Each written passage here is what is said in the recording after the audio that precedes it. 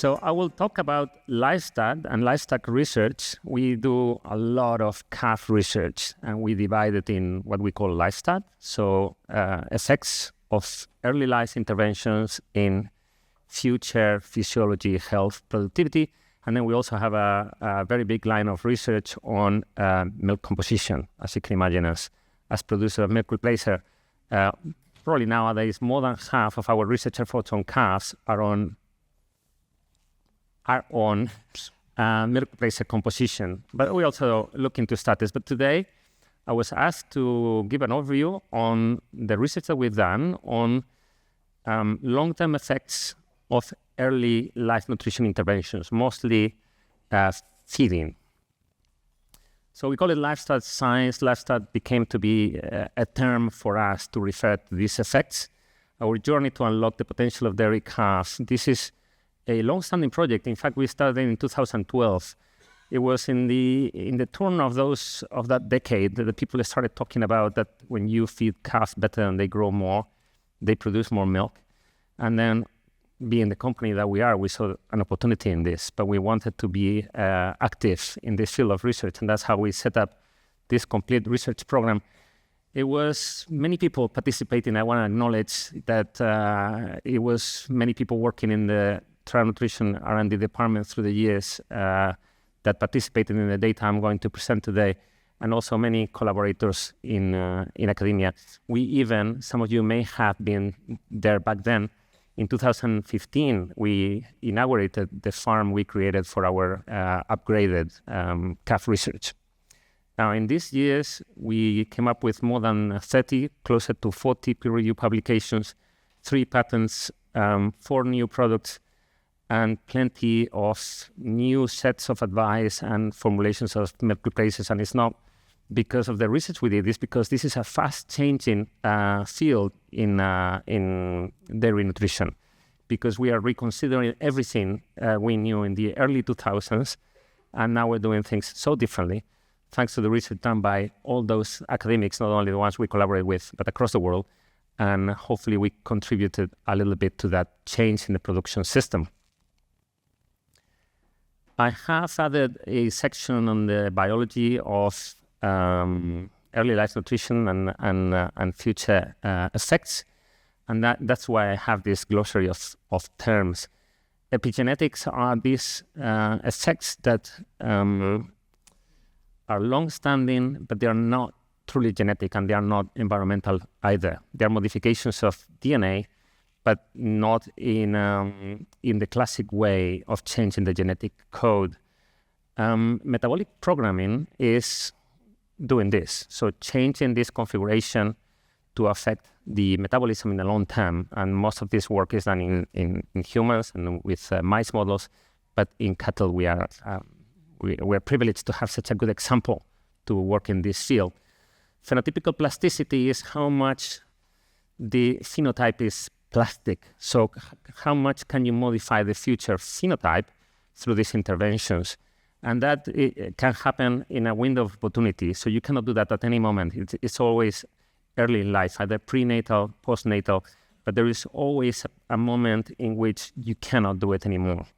And depending on the time frame, the effects are different. So that's why we talk about windows of opportunities.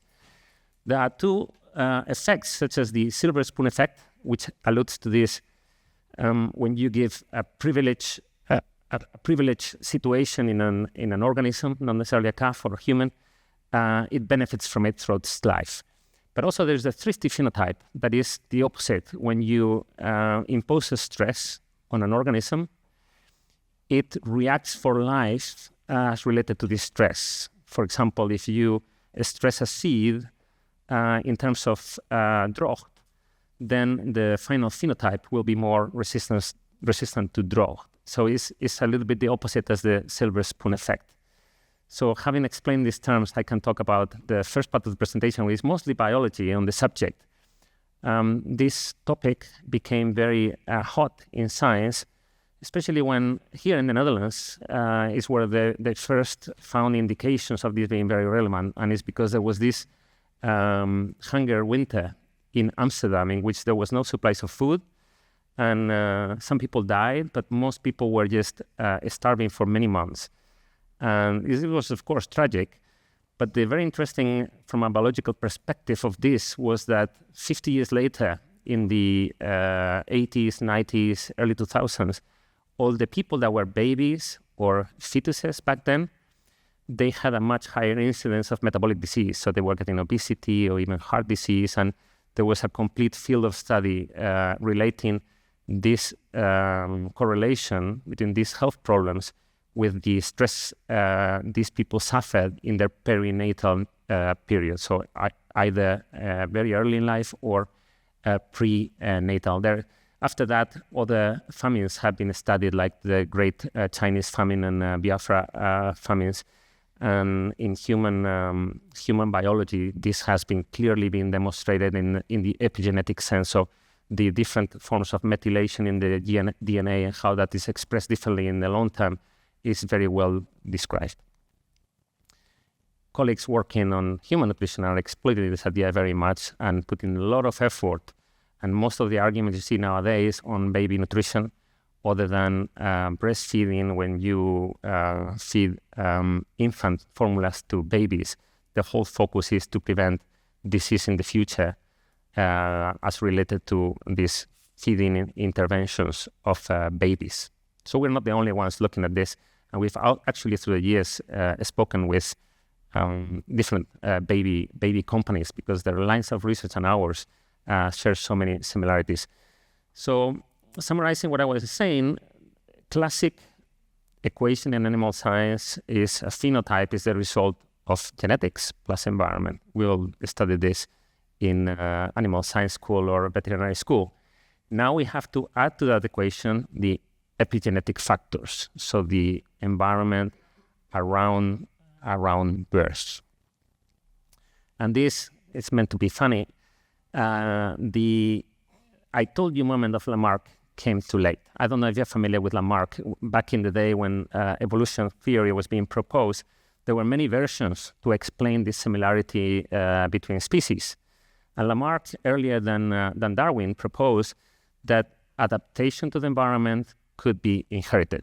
And everybody uses the example of the giraffe, although I don't think he used the example of the giraffe. But imagine a giraffe that makes an effort to reach for the leaves, it stretches the neck, and you get a giraffe with a stretched neck, and the offspring would have longer neck. It sounds intuitively logic. Well, we know that's not what happens. Actually, some scientists were cutting the tails of mice generation after generation, and they could not get mice to be born without tails, just like Holsteins are not likely to start being born without horns just because we dehorn them. But actually, from what we learned in the last couple of decades, Lamarck was not totally wrong. And I'll explain. He was not right, but he was not totally wrong.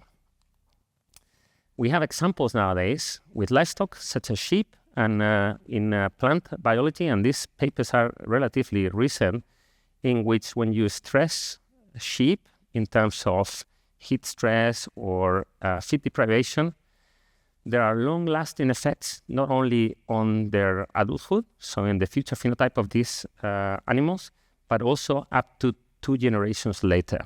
And now this is explained through this methylation that can be even inherited.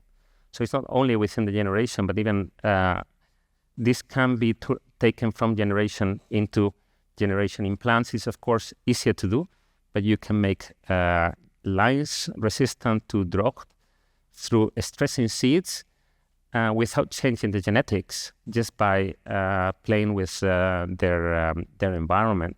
So never say never. We think we understand something, and then biology still surprises us, and some ideas are not as wrong as we thought as they were.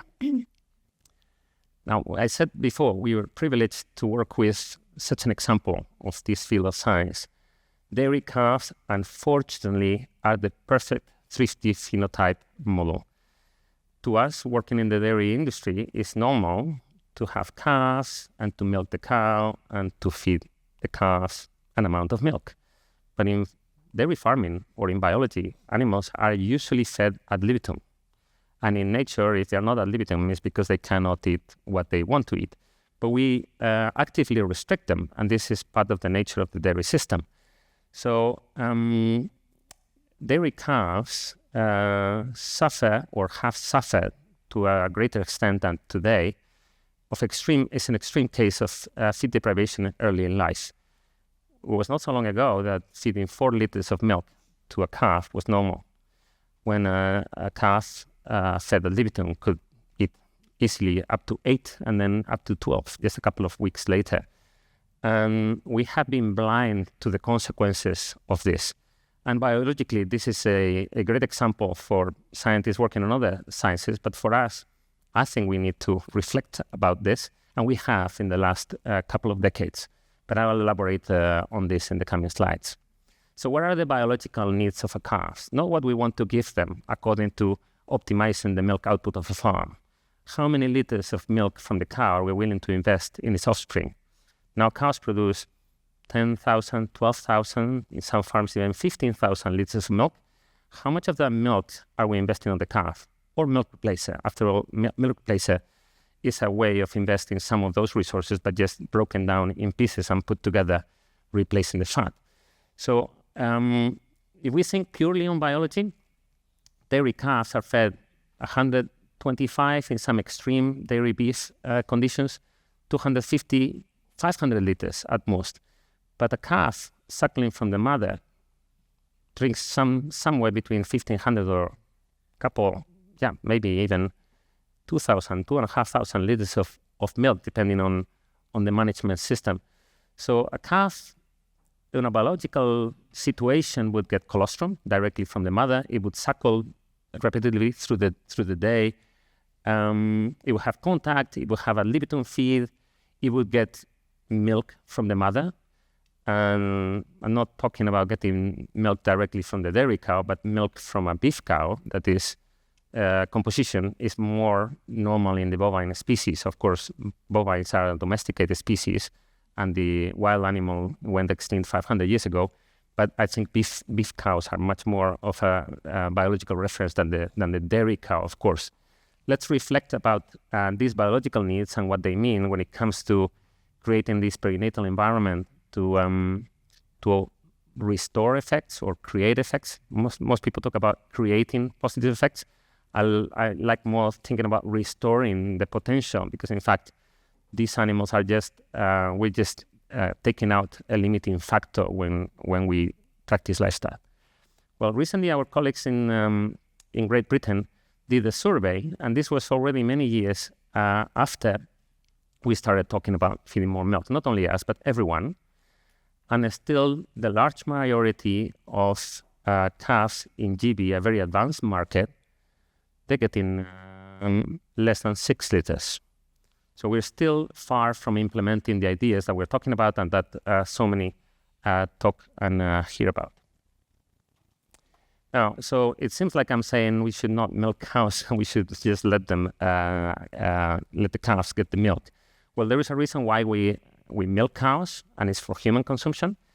And this is a piece of literature I extracted for today to see what is the effect of milk on human health. This is a huge study. It's of course purely correlation, as most human nutrition studies, but it's huge, covering most geographies in the world with a lot of subjects. Basically, they observe the nutrition of humans, and then they look at death and disease. And you can see that drinking milk has positive effects on health directionally and through correlation. But especially drinking milk fat has positive correlation with human health. It seems like those societies in the world that consume milk benefit from it. But this, is a small effect, positive. Now I will show what is the actual benefit of actually milking cows, breeding them for high milk production, taking milk away from the calf, whether we share more or less with that calf. Now there is plenty of room to give milk to the calf.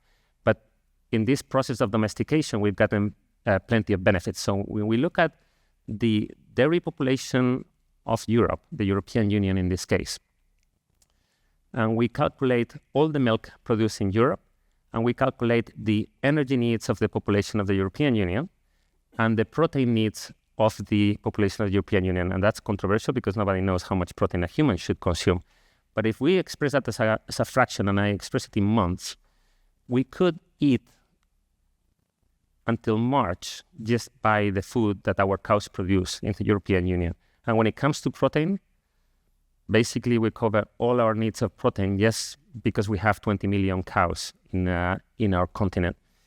This is slightly similar in the US. Of course, their beef is also a very important source of food.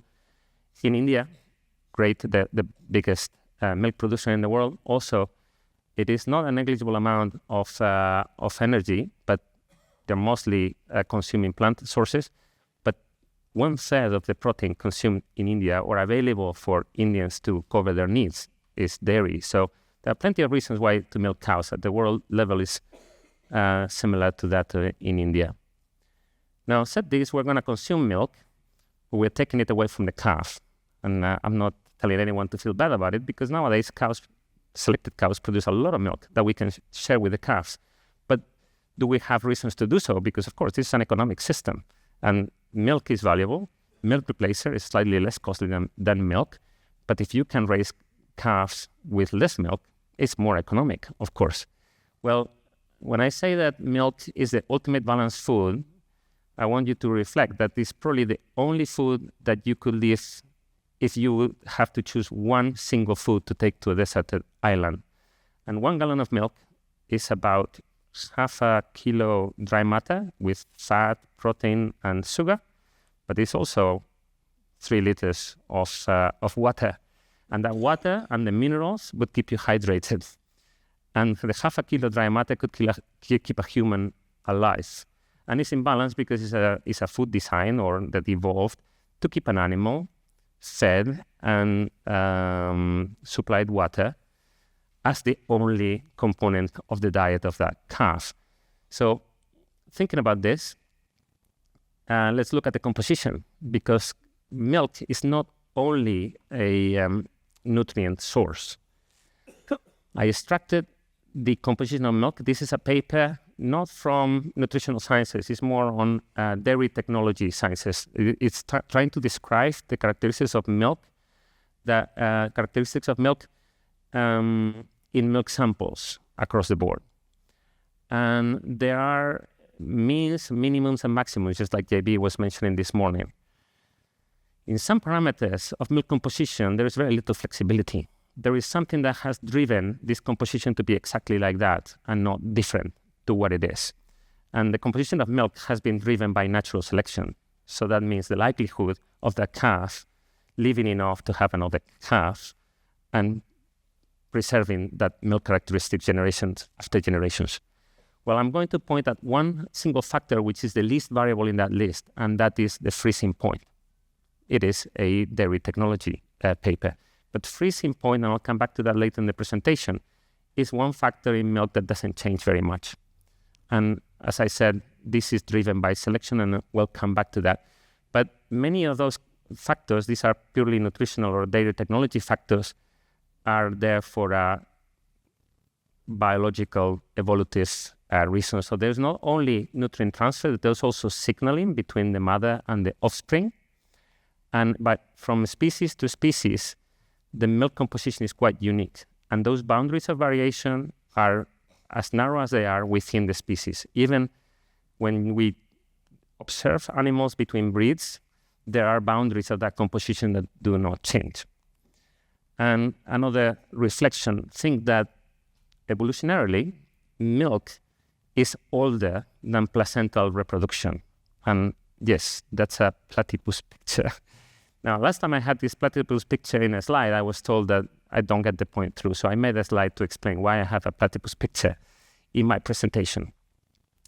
Now, think about mammalian reproduction is relatively modern in evolutive terms. Most animals were oviparous. Even early mammals were oviparous. The platypus is an example of an oviparous mammal, and the echidna also. The next step in evolution is Australian mammals, right? Then came placentarians. So the early mammals were being born from an egg and getting milk from the mother. So from pure disconnection from here's the egg you develop on your own to now I give you nutrients through milk. Then came placental reproduction. So we're not surprised that when a fetus inside the placenta doesn't only get nutrients but also signals from the mother. But that's relatively modern. In fact, most of the history of mammals, there has been this signaling through milk way before there was placental reproduction. And even marsupials nowadays, they are born as little embryos that just crawl and start drinking milk and getting the nutrients and the signals for development from the mother. So I make this point because please think about milk not only as a nutrient transfer system, but also as a complete signal transfer system, especially for these effects that I was describing before, these effects that should program the future life of the offspring. And a very good example extracted from human literature is the recent change in the rules for making infant formulas in the European Union. Now, most of you are animal nutritionists, and you think amino acids and protein. Well, they do too. When you're making an infant formula, your starting point is cow milk, not human milk. And the amino acid profile of cow milk is different than that of human milk. So our colleagues working on human nutrition, they had to make a choice, either fit the total crude protein level or the amino acid level. And they went for the second, just like we often do. Going for amino acids makes more sense than going for total protein. So through the years, babies were getting levels of protein higher than those of breast milk because we were aiming to have the amino acid levels all at a certain level. And things were fine until a consortium in the European Union got a grant and studied this on this very large experiment with plenty of babies. And they saw, with a cohort of breastfeeding, that with the normal high protein, which is abnormal because it's higher than breast milk, babies were growing just fine. When we feed them the other option, which is to adjust to the level of breast milk, they were growing less. But what happened? When these kids were becoming 8, 10, 12, they were getting obesity. Going back to the composition of milk defines not only the nutrients that you get. Are you getting all the amino acids? Are you getting the right amount of sugar or the amount of fat?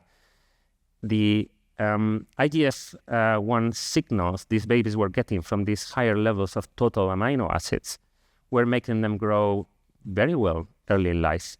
But apparently that was changing their metabolic configuration for later in life. And upon this experiment, a decision was made to lower protein in infant formulas. So replacing milk is not just putting nutrients in a liquid feed. It seems like that's what we do with milk replacers, or when we get waste milk and put solids on top of it and try to cover the requirements. We have to deal with physicochemical properties. We all know about clotting of milk in the abomasum. We have to look at digestibility, glycemic signals like the ones you're suffering in the after lunch talk, digestion dynamics, barrier function implications, protein quality I just mentioned, acid-base metabolism, we earlier today spoke about that, and also the formation of gastrointestinal ecology. And that's a complete field of science that we will not touch upon today, but part of these effects are driven by the colonization of the GI tract of babies and calves.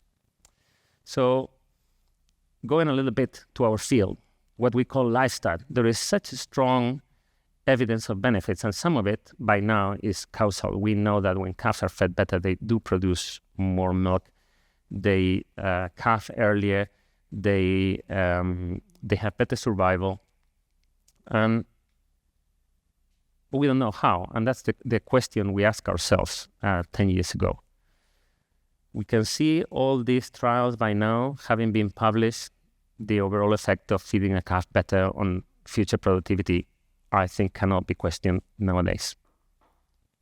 But we wanted to know if this was truly a metabolic programming effect. because internally in the team, we try to be critical, to not be biased. And we thought, well, what about if this is purely a structural development? Are we just making cows that are bigger or that are capable to eating more? Because these small effects of milk production can be created in many ways. Even just the age at first calving, by having the calf grow faster early in life, could create that effect. And it would have nothing to do with epigenetics, with metabolic programming, or anything like that. So from talking about grams of daily gain turning into future liters of milk, we wanted to know, is this simple development? Is it truly metabolic programming? Or is it just, are we building a cow that is just through the way they develop being more effective? So we put all the tool set to the study of this, looking at digestibilities, transcriptomics, metabolomics. I'll show you some data today. All the tools that we could think of, insulin sensitivity test, to try to explain these effects. So starting by, this was already 2011 when this publication came up in Cornell. We spoke with them, and they had this beautiful data set where they fed calves twice as much milk as the control, and they saw that they didn't only grow more, that's obvious they were going to grow more, but also their organs were much bigger. And this is a classic example of development. And especially interesting back then was the volume of those organs as related to total body weight also increased. And everybody put the attention to the parenchyma of the mammary gland development, which at that time is tiny, but it had a very clear effect. But talking to Mike Van Amberg and Fernando Soberon in Cornell, they had samples in the freezer, and we took them here to the Netherlands, to Wageningen University, to mine the gene expression in those tissues. We found that obviously gene expression in those tissues was totally different. Those calves were receiving twice as much energy, twice as much nutrients of everything. And especially interesting of the list of genes that changed is that the tissue with the most changes was fat, and that was already giving us a nice signal or of where to dig. So just summarizing what we saw and focusing on one of the aspects being fat, we had more adipocyte differentiation. So of course there was more development in terms of total adipocytes, but differentiation was activated. They developed more brown-like adipocytes. Those are the brown tissue, brown adipose tissue is the one that can produce heat in young mammals. But very interestingly, oxidative metabolism increased. And that's not what we expected, because these animals are getting a lot more sugar. These were classic CMR with a lot of sugar. They were getting twice as much lactose. And instead of developing fermentative metabolism, they activated their oxidative metabolism. For those of you that may have forgotten the classes of biochemistry and physiology, oxidative metabolism is that metabolism that burns fat. And ruminants are mostly oxidative because most of the nutrients they absorb are volatile fatty acids. So they need to have a very active and a strong oxidative metabolism. Also, the development of the fat can be understood as the control having lipid dystrophy. And this is a picture I borrowed from Mike Van Amberg, in which he was comparing the kidney of a calf fed classic CMR, high protein, low fat, and the rest sugar, or a calf fed on whole milk with all this fat around it at very early age. So we set up this big, and probably you've heard about this experiment already more than once, this big experiment at our dairy farm here in the Netherlands in 2014, and we programmed calves. We fed them 8 liters or 4 liters, and we followed them up to nowadays. I think all animals are gone from our farm, obviously, because we closed the farm last year. But at the time of last year, there were only a few calves from this trial. We fed a little bit more than half a kilo of solids against a double amount of solids of the same composition of milk replacer. And going directly into the results, they did produce more. They produce more fat in this case. The volume of milk changed slightly, but what happened was they produce a lot more fat, not only in the first lactation, second lactation, but this was not the trial in which the effects were the greatest. one of the aspects of that is that we were very careful not to confound age at first calving with the effect, because we decided to inseminate the animals upon body weight and expression of estrus, not at a certain age, because we wanted to really see if this was metabolic programming and not developmental. The very, very interesting results from this trial is what happened with survival through the different lactations, up to 6 lactations nowadays. This was last year. And we can see that the likelihood of the cows being culled lactation after lactation was very, very different. And this was blind, because these cows were fed differently, and only one of our scientists kept a list of which cow had one treatment or the other. And farm managers were deciding to cull cows, and they would check with us, and every time the researcher would come to me and say, another control cow out. And through the years, they went out much faster. You can see this survival curve is substantially different. Now, what are the implications of this? I processed the data to look at what are the impacts on lifetime productivity. So you can see here the survival curves extracted from the table before, and the difference in milk production, extrapolating from the lactations into their life. When you calculate the average or the most likely life productivity of these groups, you see that the well-fed group produce about 35,000 liters in 3.3 lactations, when the control group produced 25,000 liters in 2.5 lactations. The productivity per lactation is relatively small, but the productivity per animal increased dramatically. And that means we have more milk to sell, at least per animal, and that opens a lot more opportunity to give milk to calves, milk or milk replacer, because the need for new heifers to replace these ones is much smaller in relation to the total productivity that expected from them. So now I'm going to show you the data on the metabolomic analysis of these animals. These are the results. I know it's a lot of crazy names. This is just for the analysis of the metabolic pathways. Long story short, in the calf phase, these animals, they were alive. The other ones were already dead and in a fridge when we looked at gene expression. This was metabolomics, so looking at the profile of metabolites in the blood. Again, oxidation was strongly activated. When we looked at them as heifers, so I think this was 11 months, looking at the blood profiles, mining all those, I think, 9,000 metabolites. Again, beta oxidation of the Krebs cycle was one of the most strong traits that we saw. And the opposite, omega oxidation, which comes to play when beta oxidation is imperfect. When we have a problem with oxidation, this is the other form of oxidation that step in, was downregulated in the beta group. So this starts to prove true metabolic differences, a different metabotype from having fed them differently. Again, at 60 days in milk, TCA cycle is still significantly different. So this is at post-peak of first lactation. So the adaptations in the metabolism of these animals stay through their life, and that's probably why they survive better. I'll show that also when we looked at glucose responses, although when they were young calves, despite of what Dr. Alex Bach had shown on calves, on dairy beef calves, so calves that were not fed adequately in the first weeks and not enough colostrum, when you feed them very well from birth, there are no differences in glucose metabolism very early in life.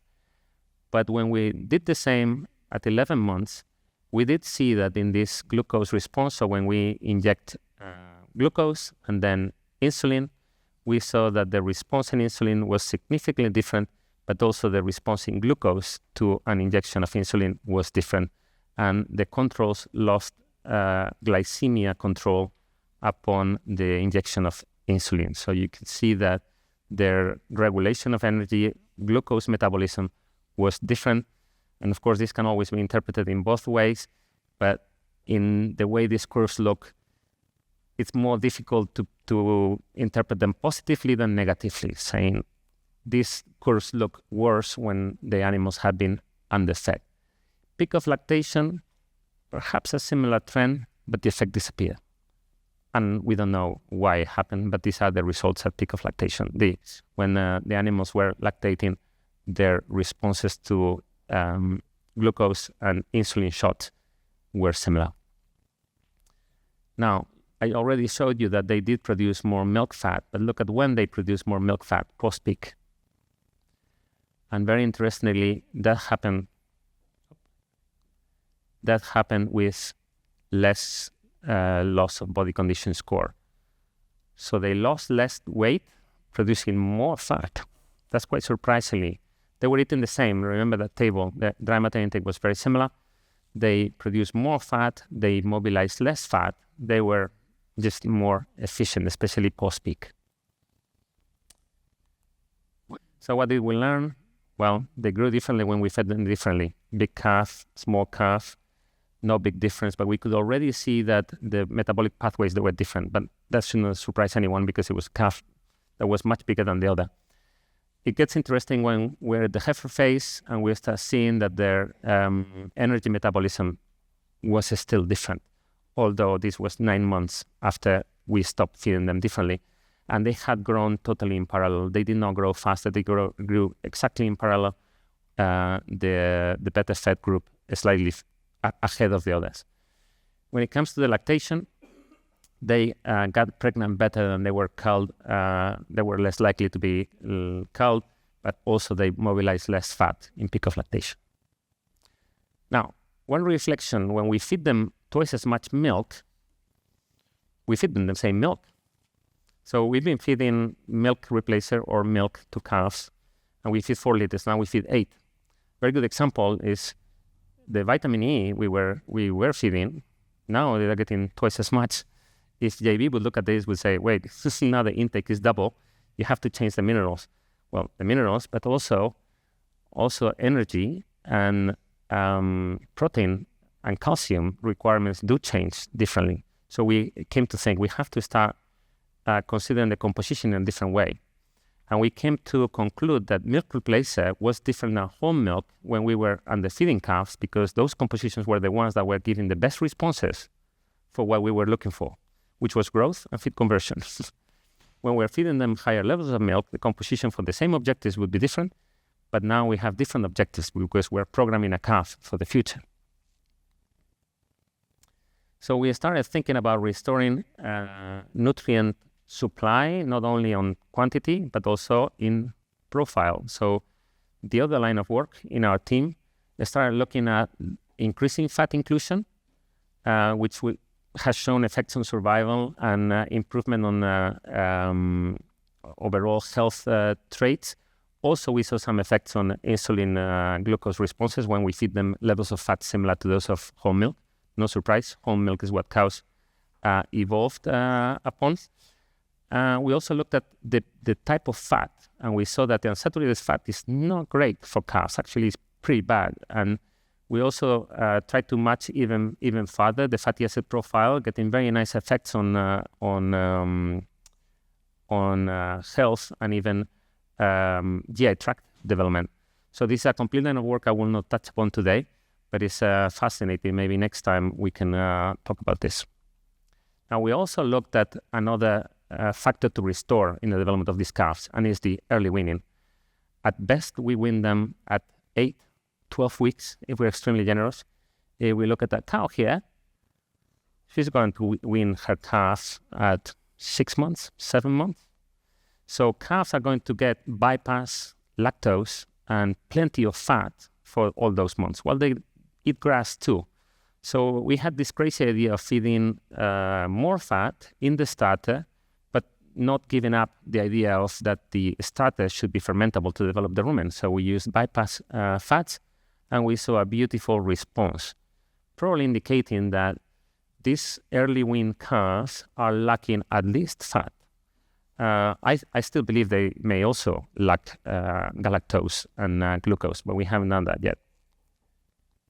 So when we look at restoring milk quality, this is what bovine milk looks like. So replacing it as milk replacer company the first thing you do is to replace the fat, because most of the milk for human consumption is produced for fat, either for butter in the Western world or ghee in South Asia.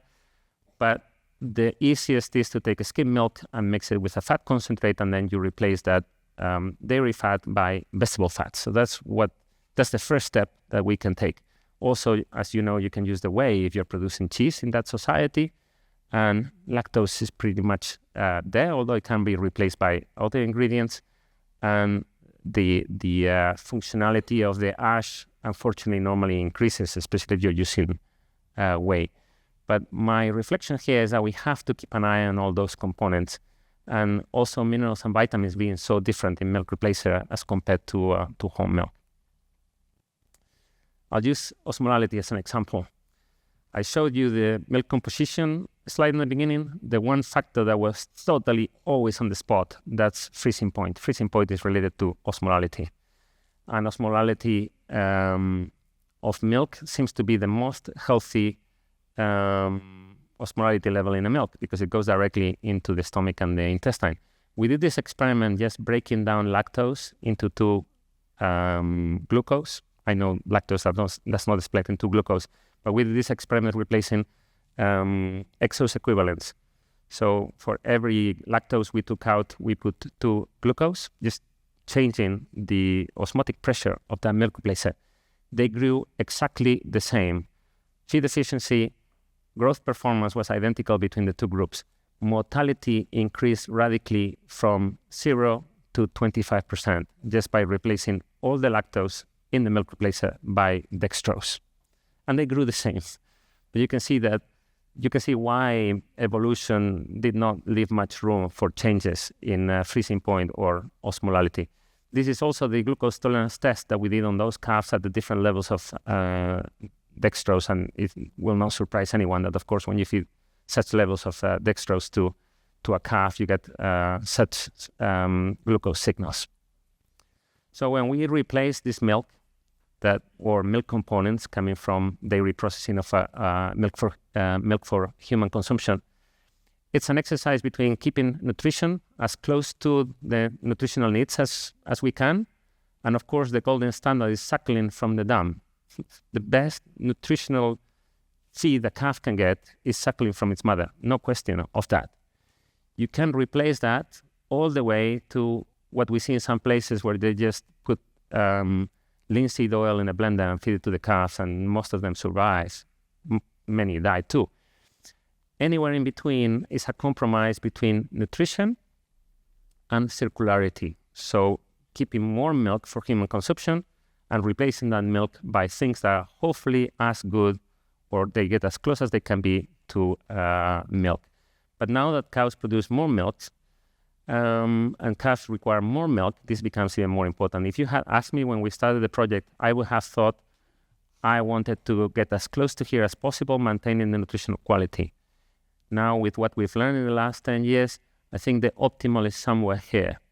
So skim milk with high quality fat replacement, vegetable, but keeping all the parameters as much as we can. And of course, if we can go in this direction, maintaining nutrition, we will.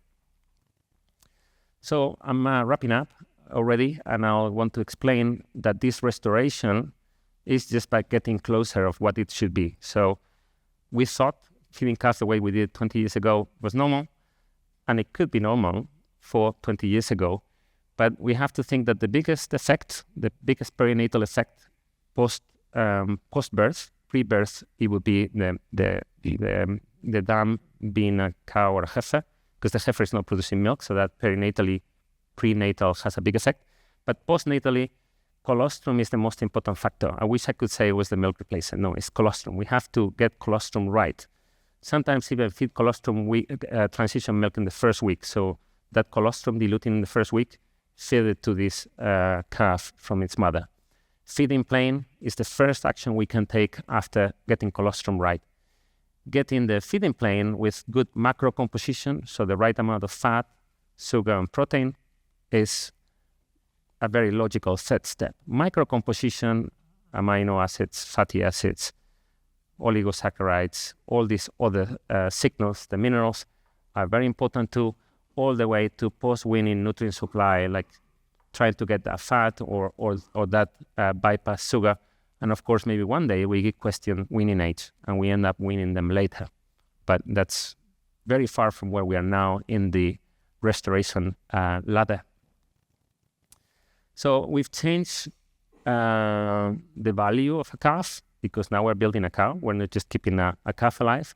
Before we were just looking at growth and feed conversion, trying to avoid mortality, getting them to develop their rumen as quickly as possible. We all remember those pictures from the rumen wall, and trying to get them on solid feed as quickly as possible and trying to get them not to get sick.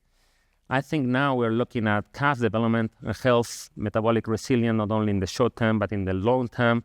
We're trying to get the development of the GI tract, get lifetime health, lifetime productivity, and that also results in benefits such as overall efficiency of the system, animal welfare, reduced carbon intensity per liter of milk on farm, and even meeting societal expectations. So getting arguments away from the vegan lobby, right?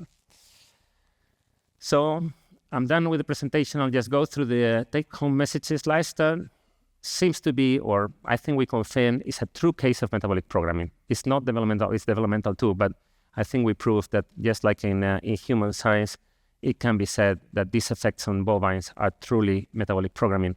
Restoring perinatal environment restore phenotypical potential. I know that in the past we've said, feed them better, you're going to improve. No, you're going to recover what you lost from not having fed them well. It's the same thing, but looking at upside down. Milk does not only transfer nutrients, but also imprinting signals. I hope that if I had an objective for today's presentation was to get this message through. And improving perinatal environment is the single greatest opportunity to improve dairy productivity, efficiency, health, and sustainability. This is my own opinion, but looking at those effects on culling rates and those effects on productivity, I think this is the one single action you can take on farm to improve the system. But of course, you have to wait 3 years. So with this, I'm done with my presentation. I'll let...